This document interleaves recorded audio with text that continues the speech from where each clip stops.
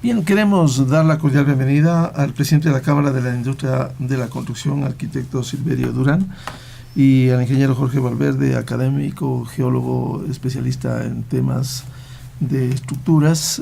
Ha sido profesor politécnico durante décadas y por ello queremos ilustrar por una preocupación que, como bien decía Gonzalo, en épocas relativamente normales hemos hecho programas ilustrativos para concienciar a todos los sectores, no solo el sector público, sino privado, a los constructores, organismos seccionales, municipios, a los dueños de quienes invierten en construcciones, el hacer las cosas bien. Porque una de las inquietudes es que, como se puede ver en Pedernales, las construcciones formales frente a la playa se van al suelo y ya no son esa carga que tiene la sociedad de las construcciones informales, que evidentemente corren más riesgos si están ubicadas en zonas sísmicas. Pero hoy hasta las construcciones formales se han ido, y uno compara por qué, por ejemplo, en Puerto Viejo se han ido unas edificaciones y otras que están al frente no se han ido. ¿Cuál es la explicación técnica, estructural, que sería bueno ilustrar a los amables oyentes en estas condiciones? Empecemos. Sí, Miguel, porque yo decía, en esas decenas de paneles que hemos hecho aquí, cuando los terremotos de Haití y de Chile, tocamos el tema de modo profuso. Incluso estuvo, me acuerdo, el alcalde Barrera aquí, Hugo Yepes, expertos de la Cámara de la Construcción. Decíamos, ¿cómo podemos hacer para ir reforzando la estructura básica? Los cuarteles de policía, bomberos, Fuerzas Armadas, la infraestructura hospitalaria, las escuelas que van a servir de albergues en el momento de una emergencia, y cómo también hacer una revisión técnica de las construcciones individuales. Vemos que, claro, el terremoto es de una gran magnitud de Pedernales, pero probablemente buena parte de lo que ha ocurrido se debe a nuestra falla como seres humanos, como ciudadanos, y a veces también a los profesionales de la construcción. Entonces, lo que queremos es hacer una reflexión colectiva, positiva, para emprender en una tarea permanente de responsabilidad social. Bien, empecemos, arquitecto Silverio Durán. Uno de los inconvenientes que se ha observado es la necesidad de normas que se apliquen desde el control municipal o nacional. Sin embargo, se han construido normas y a veces se las incumple. ¿Cómo ve esta problemática a propósito de este desastre devenido por el fenómeno natural, el terremoto del sábado pasado? Bueno, si bien existen las normas, también es indispensable que existan las sanciones, porque solamente con normas, con lo que nosotros nos hemos dedicado por tantos años conjuntamente con algunas otras instituciones y con el auspicio del MIDUBI, no han tenido realmente la oportunidad, o no se ha tenido la oportunidad de que estas normas sean de uso obligatorio en el país. Los municipios principalmente son los encargados de exigir mediante ordenanza el uso exhaustivo de estas normas. Las normas existen, están, pero también necesitamos el control, necesitamos el seguimiento, necesitamos la sanción para aquellos profesionales o personas naturales que no estén utilizando, no den el uso debido realmente a lo que tenemos ya establecido. Es decir, hay normas escritas, hay otros manuales de prácticas, pero también se van actualizando conforme a las nuevas técnicas de las construcciones sismo resistentes, con las experiencias de Chile, de California, en fin, y de muchas partes del mundo. Se van actualizando esos manuales y las técnicas constructivas. Las normas, como usted ha dicho, están para cumplirse. No buscamos alarmismos ni mucho menos, pero podemos imaginar si la magnitud de un sismo como el de este sábado ocurre en Quito, ¿qué podría suceder? Bueno, es bastante preocupante porque nosotros tenemos datos que alrededor del 60% de las construcciones son informales aquí en la ciudad de Quito. ¿Y qué significa eso? Que ese 60% puede tener el más alto riesgo que las construcciones formales que han sido realmente realizadas siguiendo los preceptos que indican las normas, los preceptos de la ingeniería civil, básicamente en la parte estructural, y lógicamente ya en el campo práctico siguiendo las normas que se establecen para una construcción adecuada, utilizando los materiales adecuados, las técnicas adecuadas, porque no solamente implica el uso de buenos materiales, si es que así se lo podría explicar, pero también es el buen uso. Claro. Entonces buenos materiales colocados en una proporción que no corresponde tampoco son útiles. Justamente. O sea, la responsabilidad del constructor y de la autoridad.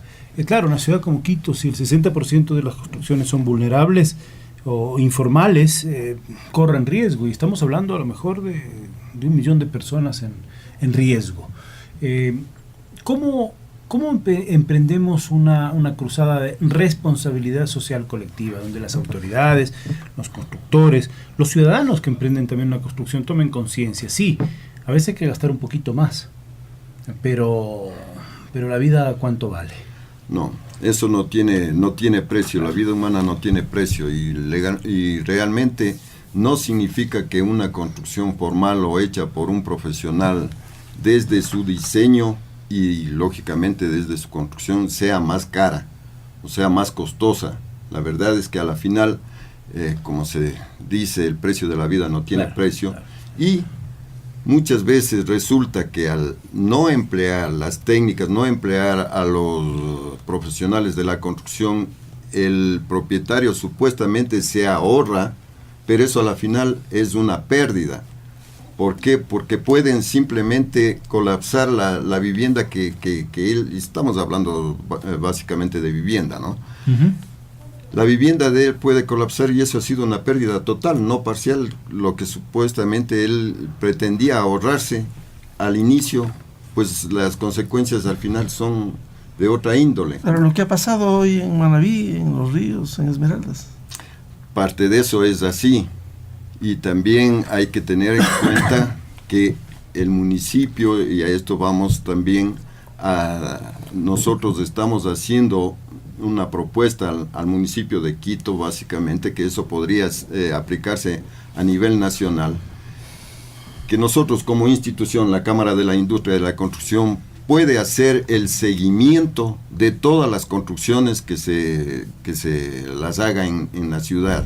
Todas las construcciones que el municipio tenga, como que haya otorgado las licencias respectivas, nosotros como institución privada podemos hacer el trabajo de un seguimiento, y esa es la propuesta que estamos en conversación con el municipio. Esperemos que lleguemos a un término de beneficio para todos, porque excelente idea, ¿no? Eso es de beneficio. Nosotros tenemos los técnicos, tenemos todo el personal que se requiere para hacer este seguimiento, entonces estamos dispuestos a hacerlo. Bienvenido al ingeniero Jorge Valverde Gonzalo. Recordamos ya por el año del 2014, agosto, lo tuvimos aquí al ingeniero Jorge Valverde a propósito de lo que ocurriera en Catequilla, aquí con el sismo fuerte, y hablábamos de estos temas que volvemos a poner en la mesa, sobre la responsabilidad y el cumplimiento de las normativas. ¿Cómo ve esta situación? ¿Ha evolucionado, ha mejorado? ¿Cómo ve como constructor que está en esa línea permanente? Sí, gracias. Primero una aclaración, no soy ingeniero geólogo. Ya, ingeniero. Soy geotécnico, ingeniero civil. Nosotros vamos en un proceso muy lento. Algo hemos mejorado. Por ejemplo, desde enero del año pasado ya tenemos una norma ecuatoriana de la construcción. Se llama la NEC 2015, que ahora es ley, porque recordemos que antes solamente habían ordenanzas municipales, y cada municipio tenía lo que le convenía. Sus parámetros. Generalmente distintos. Unos copiaban a otros. Y parte de esas ordenanzas un problema de esas ordenanzas era lo que dice el arquitecto. Eximía a las estructuras pequeñas de un control, de una revisión y aprobación de planos o de requerimiento de estudios. Se convertían entonces en las estructuras más vulnerables. La norma actual es un decreto ejecutivo, entonces es ley a la cual los municipios tienen que acatar y adaptar sus ordenanzas. Y el INEM tiene que adaptar sus normas para control de materiales y procesos constructivos, etcétera. Ahora, con la norma escrita, como decía el arquitecto hace un rato, no basta, hay que cumplirla. Exacto. Entonces, yo lo que quería empezar es por mencionarles que nosotros hablamos de riesgo, pero el riesgo tiene dos componentes. El uno es la amenaza, que es lo que tenemos en este caso, el sismo o los sismos, y el otro componente es la vulnerabilidad. Entonces ahora estamos hablando de la vulnerabilidad, cómo reducir esa vulnerabilidad. Entonces, una de las Porque la amenaza siempre va a existir. Eso hay. Claro. Cada vez a veces son mayores. Justamente por eso las precauciones. Exacto. Para que... Entonces, la vulnerabilidad está asociada a esto, al componente normativo. La pregunta es, ya tenemos una norma, ¿quién la socializa? Porque es increíble, hasta hoy, que es más de un año, hay colegas que no se han enterado que hay esa norma. No se divulga suficientemente, siquiera. Bueno, la norma a través de la Cámara de la Construcción y del Colegio estuvo en socialización 4 años, pero no fue suficiente, porque fue obviamente una iniciativa propia, pero a través del Estado no, y del mismo municipio. Un ejemplo que tenemos, que tuvimos, bueno, todavía está vigente, es que como ahora es una ley, ya se tercerizó la revisión de los planos. Entonces, a través del mismo colegio se creó la entidad colaboradora que tiene unos ingenieros eléctricos, civiles y demás que revisan esto para todas las estructuras. La ley dice ya para todas, ya no es solamente para las importantes. Entonces, esa revisión obviamente toma más tiempo. Y hubo protestas porque decían cómo hacer posible que para aprobarme una casa de 2 pisos se demore un mes. Y llegó a tanta la presión que se pensó en inclusive cambiar la ley y decir, bueno, vamos a hacer esta revisión solamente para estructuras de 3 o 4 pisos para arriba. Volvíamos a lo mismo. Claro. Entonces es un problema de valores, de conciencia. Claro, ahora, la otra cosa es, ya tenemos la ley, ya supongamos que la estamos cumpliendo.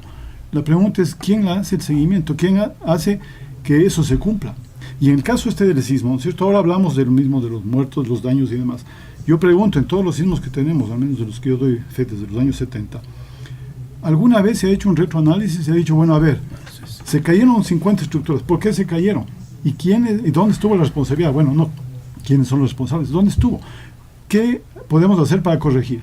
Nosotros los ingenieros vamos al sitio y encontramos los mismos problemas recurrentes. Nosotros llamamos columna corta, falta de estribos, no cumplen las normativas, los parámetros, calidad de materiales. Ya, una cosa adicional que es importante. Bueno, uno es las normas para la construcción a futuro. Otro es el análisis de lo recurrente, de esto que se repite como una falla que puede ser de construcción o de materiales, como se señalaba.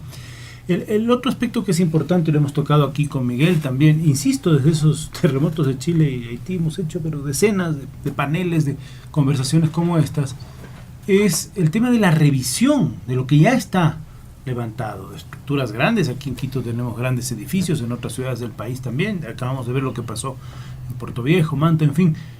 La revisión de lo que ya está, la revisión, insisto, de los cuarteles de bomberos, de policía, de Fuerzas Armadas, que son los que deben llegar al rescate, de los hospitales, de las escuelas que van a ser, en el caso de una tragedia, albergues. Es una revisión técnica minuciosa y seguida.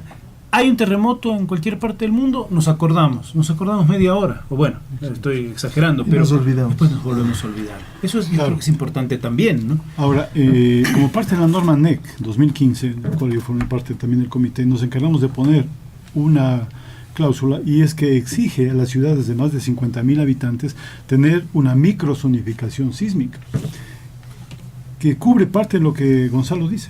Es decir, vamos a ver en qué estado están nuestras líneas vitales, por ejemplo, y qué es lo que debemos hacer para minimizar lo que decía hace un rato, la vulnerabilidad.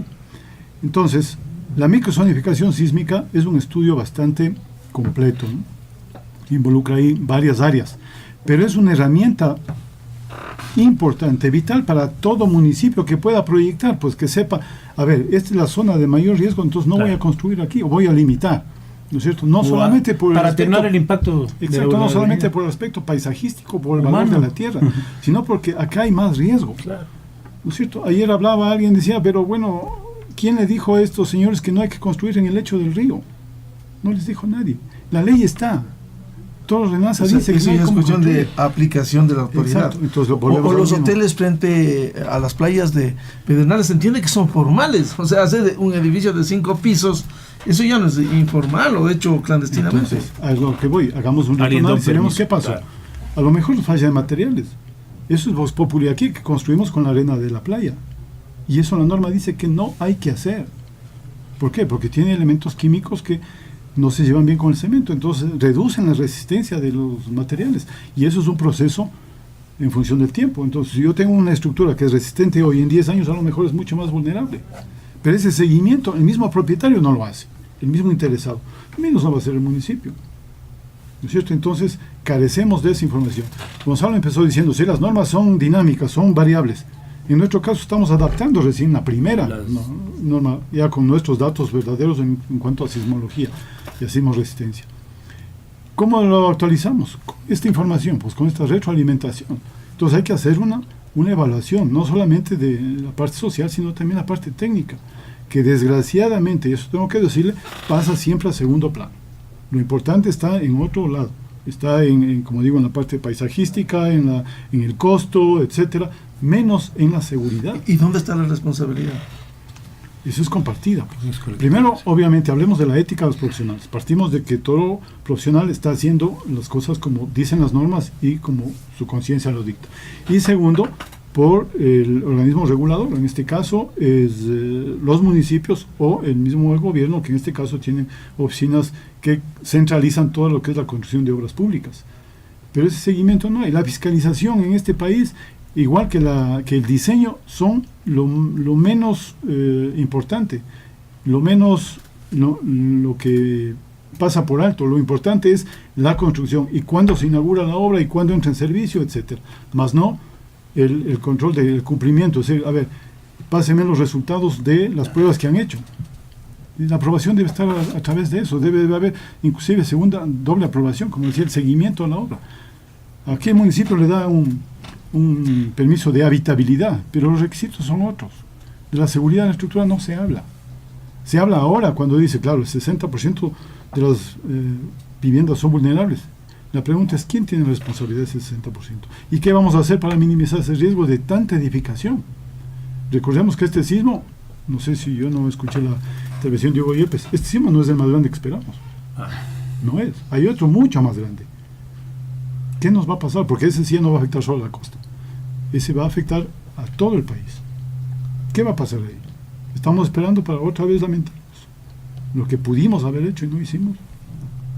Claro, los hechos, decía Hugo Yepes, que hace 74 años ya ocurrió en Jama, 1942, un similar, y vino el crecimiento y no se adoptaron las medidas que implica hacer edificaciones responsables.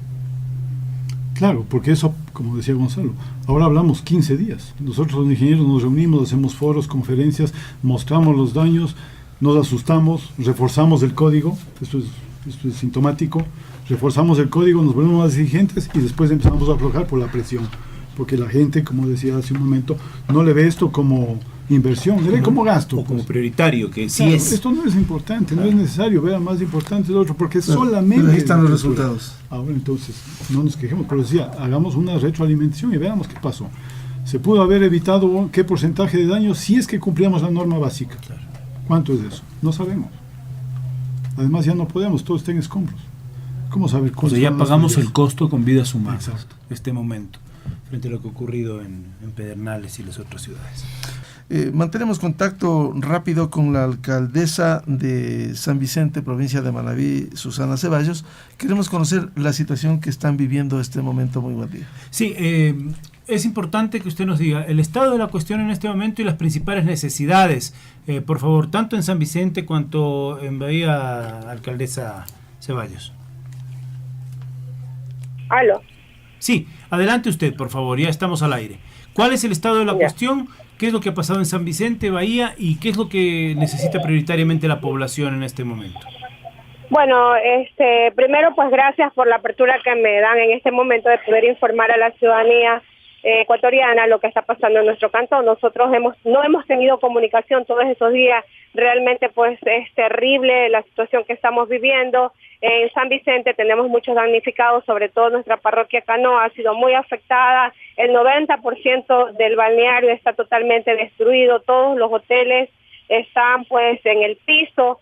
Tenemos víctimas humanas, las cuales hemos rescatado ya 43 personas, pero tenemos más personas que todavía están bajo los escombros. Hemos, gracias a Dios, pues podido evacuar a las personas que siguen con vida. Ayer tuvimos la grata visita de nuestro presidente, el economista Rafael Correa. Las ayudas pues han llegado, sin embargo, pues usted sabe, la cantidad de personas damnificadas pues supera el límite, lo que cualquier ayuda que nosotros podamos recibir de cualquier otra institución privada o pública, pues siempre va a ser bien recibida porque va a ir precisamente destinada para las familias que están en este momento atravesando duros momentos.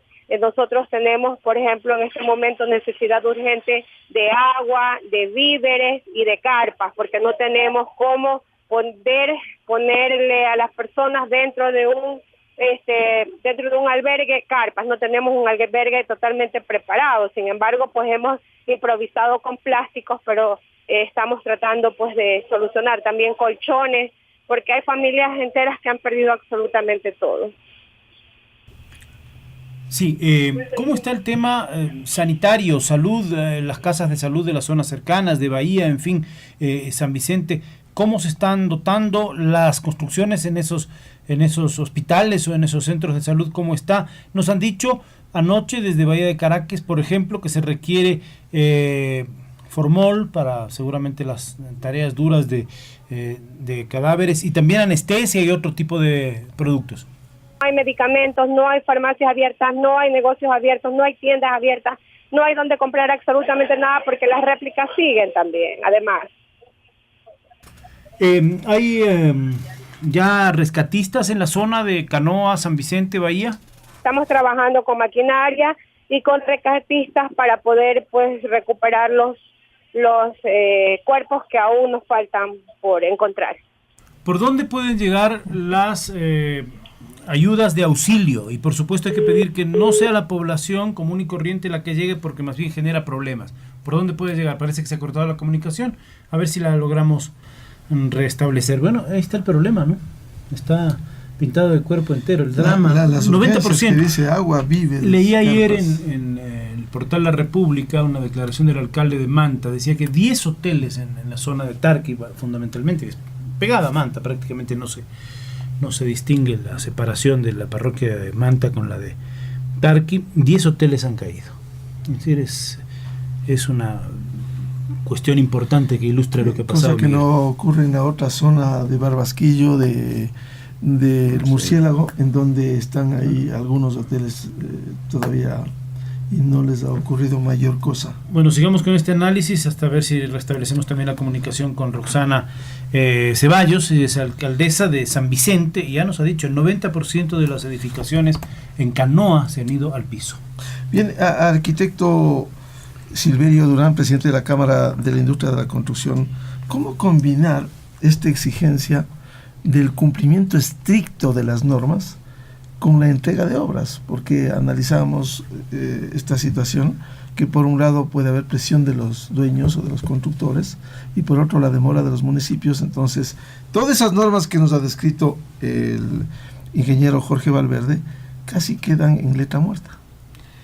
Sí, a la final esto sí se habla siempre de una responsabilidad compartida. Se habla ahora de una simplificación en los trámites municipales, que ha sido también otro de los obstáculos para que prácticamente el dueño o el futuro dueño de la vivienda, digamos, si nos centramos específicamente en vivienda, también por idiosincrasia, por su manera de ver las cosas, dice, ¿para qué me voy a meter en trámites engorrosos en el municipio si lo puedo hacer directamente? Y ahí viene el problema. El municipio debe y está en la obligación, si no es legal, la obligación ética, se habla que ya la obligación legal está de hacer cumplir las normas. Pero eso, insisto, si eso no tiene una sanción, no tiene el grado de determinar la responsabilidad que tiene el municipio y el constructor, pues no estaríamos hablando de nada, sinceramente. Entonces, o sea, hay que cumplir las normas. Hay que cumplir las normas. Y el municipio debe observar a rajatabla. Está indicando el ingeniero aquí cuánto tiempo se han dedicado profesionales, especialistas en todo lo que se refiere a la ingeniería, y para tener un resultado, lógicamente con experiencias de otros países también, que ya se tienen normalizado y que son de estricto cumplimiento. Pero aquí ese trabajo no se puede quedar así, y solamente resaltarlo el momento que hay desgraciadamente estos eventos, sino que esto tiene que hacerse cumplir. Esto ya está supuestamente aplicando desde hace mucho tiempo atrás, pero no en todas las edificaciones. No, las autoridades no han hecho cumplir lo que nosotros estamos indicando este momento. Tiene que haber un estricto cumplimiento y tiene que haber sanciones para quien no las cumple. Correcto. Ahora le quiero poner el ejemplo. En ciudades grandes, donde hay edificaciones en las que a lo mejor algún propietario pueda tener dudas sobre la parte estructural, ¿se podría integrar una comisión a la que las personas se puedan acercar o acercarse a la Cámara de la Industria de la Construcción? Es decir, yo quisiera que me revise mi casa, mi edificio, mi bodega, y ustedes darle una asesoría técnica, por ejemplo, para ese proceso de revisión de lo que ya está, a fin de generar también esa tranquilidad en las personas. Yo sé que es un tema complejo, largo, que no se hace de la noche a la mañana, pero hay que empezar alguna vez también por eso, ¿no? No solamente en lo que vamos a construir en el futuro, sino en lo que ya está levantado, ¿no? Claro, eso ya depende de voluntades, como usted mismo claro. lo especifica, y hay cómo.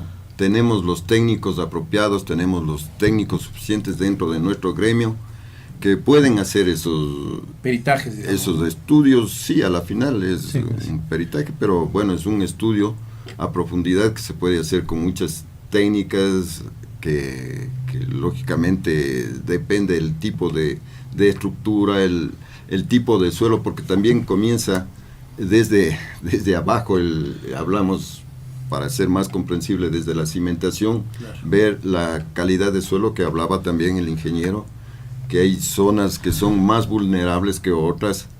Hay temas que ya están siendo regulados, por ejemplo, la no ocupación en los bordes de quebrada, porque es otro de los temas importantes que se deben regular y hacer un seguimiento estricto.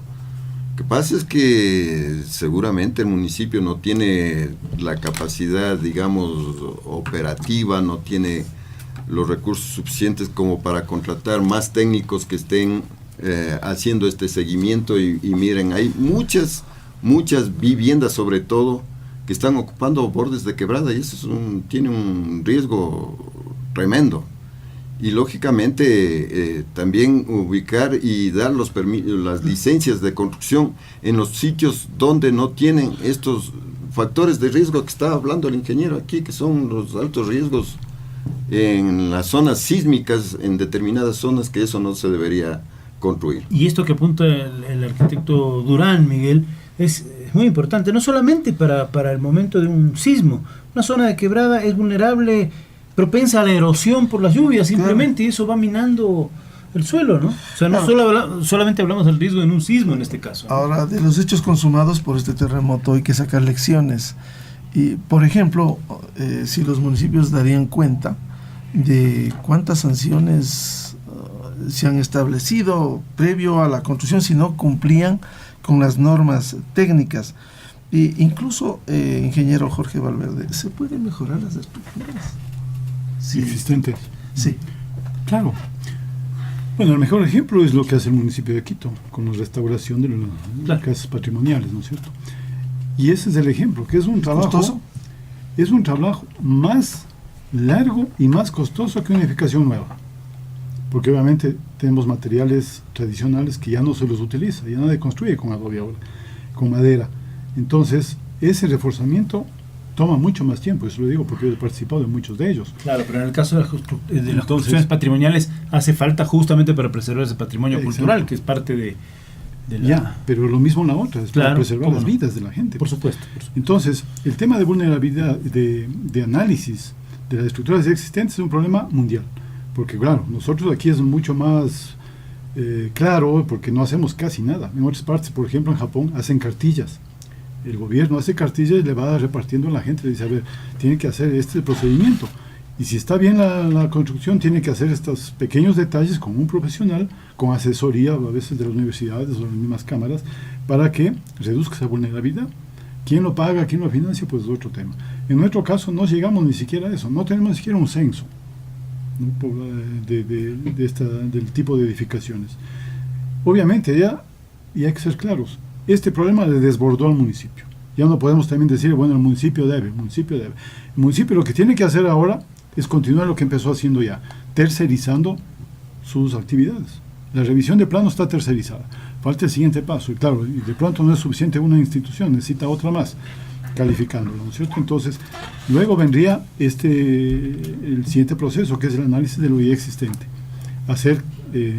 Diversificar eso en varias categorías y la prioridad. Y claro, como dice Gonzalo, no es solamente contra el sismo. Acá tenemos grandes problemas. Hace poco se hablaba del problema de la reubicación de otras personas en una cantera, imagínense. Claro. Y nadie se da cuenta de que la cantera es una bomba de tiempo. Entonces, esa información la tiene el municipio, de hecho. Es un trabajo ya de hace más de 15 años, con la colaboración francesa. Esa información hay, por información no carecemos, pero sí es la falta también de responsabilidad, es decir, las ganas de hacer y de asesorarse, decir, bueno, a ver, ¿qué es lo que vamos a hacer y por dónde vamos a empezar? Y es un plan a largo plazo, porque esto no se resuelve en un año, vamos a revisar todas las edificaciones. Pero hay que empezar. Eso sí, hay que hacer política de Estado en esto. Ya arrancamos con Quito, bueno, vamos con Guayaquil, con las demás ciudades, ¿no es cierto? Porque si hemos visto, por ejemplo, el caso de Guayaquil es vulnerable. Nos están escuchando en Guayaquil, así como en Ambato, en Tulcán, en Cuenca, en fin, en ciudades que todas tienen sus problemas en mayor o menor dimensión. Y es importante que estos miles de oyentes también tomen conciencia. Por eso yo quiero valorar también la presencia aquí de personal competente, de quienes tienen responsabilidades a través de los gremios para reflexionar colectivamente, no quedarnos solamente en el triste y duro lamento de lo que ha sucedido, evitar que sucedan cosas peores al futuro, ¿no? Y hay mecanismos que se puede hacer. Por ejemplo, yo puedo hacer un símil con los vehículos. De un tiempo a esta parte, ya para matricular el vehículo hay que hacer una revisión. Nos guste o no nos guste, por necesidad. Aún así, habría que ver qué porcentaje de evasión hay, ¿no es cierto? Claro, y sin embargo, uno escucha, perdóneme, ingeniero Valverde, que finalmente terminan de la revisión, van a la Politécnica, se hacen exámenes rigurosos, no pasan en la Politécnica y se ve buses circulando. Claro. O sea, ¿cómo uno entiende? Porque También pasan, a la vuelta del sitio donde aprueban, ahí hay los sitios que le arreglan, entre comillas, ¿no es cierto? Y pasa. Le maquillan. Entonces, bueno, eso es pero un poco idiosincrático. Pero podríamos empezar con eso. A ver, señor, usted quiere pagar el predio, por ejemplo. A ver, pase un documento de una evaluación somera. A ver, ¿hay riesgo o no? Vamos a la edificación y vemos que hay grietas, fisuras, inclinación, pues ahí hay una vulnerabilidad alta, por ejemplo. ¿Y qué tiene que hacer? El municipio puede encargarse. El municipio hace algunos años, en la administración anterior, creo que creó un proyecto que se llamaba Quito Lindo, algo así, que le daba al propietario un crédito, creo que de hasta $4,000, para que haga reparaciones en la casa. Pero claro, las reparaciones que todo el mundo lo hizo fue estéticas. Vamos a pintar, vamos a cambiar las ventanas. Pero no reforzamiento ¿no es cierto? Vamos a ver, entonces, ¿qué es lo que tenemos que hacer? Una evaluación de la vulnerabilidad. Y de ahí, entonces, tener ese censo que yo digo, pues, en verdad es 60%, porque también llenamos la boca, decimos 60, a lo mejor no es, pues a lo mejor es 20. Lo que sea. 80. Claro, no sabemos con absoluta precisión. Pero bueno, empezar por hacer ese censo. Viene ahora el evento, ahora sí, pues no, qué pena, hemos estado bien vulnerables. Eso lo sabíamos. Hay ejemplos, Gonzalo, conocimos en Chile a propósito del terremoto de febrero del 2010, en donde las normas son rigurosas. Y también es un tema cultural. ¿Qué persona que va a adquirir un bien, ingeniero Valverde, que exige primero, más allá de los costos, bajar la comodidad para el pago, etcétera, el financiamiento? Es decir, ¿cómo está construido mi casa? Es una exigencia al constructor. Nadie pide planos. Nadie pide planos. Lo común acá es que cuando está ya posesionado la persona del mueble, al año, a los 2 años, empieza a haber problemas, ¿no? Que la tubería, no sé. Ahí busquemos ya al constructor, pues. Y el constructor, no sé, yo ya entregué, pues. Entonces, no hay información, no hay, y viene el problema legal. Y ahora, ¿a quién reclamamos? Supuestamente hay responsabilidad un tiempo todavía, después de construir lo que la ley le exige, pero quede en nada. Para no dejar que nos pase esto otra vez, ¿cómo podemos empezar, arquitecto Durán? Con un último pensamiento, por favor. Lógicamente, se habló aquí también de la parte esta de socialización, no solamente de las normas que deben ser más a profundidad. Estamos también en ese tema con el Midubi para hacer una socialización a nivel nacional. Sí se ha hecho antes, pero en ciertas ciudades nada más. Ahora lo que sí debemos procurar es que la gente, pero bajo una campaña agresiva de información, de hacerle ver a la gente los riesgos que tiene. Volvemos nuevamente a decir que solo en estos eventos son cuando la gente abre los ojos, pero son momentáneos. Mañana pasado se acabó el evento y todo el mundo nos olvidamos. Volvemos a lo mismo. Y volvemos a lo mismo. Entonces esto tiene que ser una concientización de la población primero, y lógicamente de los órganos de control, de las instituciones que estamos en este campo, como somos los gremios también, que estamos dando siempre el aporte. Aquí la Politécnica Nacional también cumple un papel muy importante con su aporte técnico. Entonces todos estos debemos conjugar para que esto se haga realmente con un criterio ya nacional, perdón, un criterio que debe entrar en cada uno de la gente del país, que debe tener esa cultura, como tienen, por ejemplo, es válido decir una cultura que hay en otros países, en Europa, Japón, Estados Unidos, etcétera. El mismo Chile que mencionábamos. El mismo Chile. Aquí tenemos este ejemplo muy práctico que es Chile. Ustedes ven el sismo que ellos tuvieron con un terremoto de 8.8. Eso fue con algo... menos de 1000 muertos. Y Haití, poquito tiempo antes. Pero 6.5 y más de 200.000 muertos. Claro, ahí está la diferencia. No se puede ocultar, pues. O sea, yo cumplo y yo no cumplo, ¿no es cierto? Entonces, el que cumple tiene menos riesgo que el que no lo cumple. Bien, muchas gracias por ilustrarnos, y seguiremos hablando de esto para hacer conciencia a todos los sectores, autoridades, constructores, los dueños, los inversionistas, sobre el tema de la calidad de la construcción en el Ecuador, Gonzalo. Un saludo cordial, gracias al aporte profesional de quienes nos han visitado esta mañana, y siempre ese pensamiento el ingeniero Jorge Valverde quiere hacer un apunte rapidísimo. Un poco de la última pregunta. La universidad tiene todo el conocimiento, tiene toda la buena voluntad, pero no tiene recursos, por ejemplo, para hacer esto. Claro. Somos impotentes en ese lado. Es una vieja idea que hemos tratado alguna vez, pero no tiene eco. Por ejemplo, crear la ingeniería rural, como se hace en medicina. Tenemos ¿cuántos estudiantes de ingeniería cada año? Y ese es un conocimiento desperdiciado, porque los muchachos salen muchas veces sin tener que hacer. ¿Qué tal si ellos empezamos por ahí haciendo ese mapeo, haciendo ese levantamiento de información? Ajá. ¿No es cierto? Aquí en las ciudades, en las zonas rurales y demás. Empecemos por algo. Y es un financiamiento que no es mucho mayor. Yo creo que el gobierno sí puede cubrir eso. Por ejemplo, es una idea así que queda flotando. Muchas gracias al ingeniero Jorge Valverde y al arquitecto Silverio Durán. Muy buen día. Silverio Durán, muy buen día. Silverio Durán, muy buen día. Silverio Durán, muy buen día. Silverio Durán, muy buen día.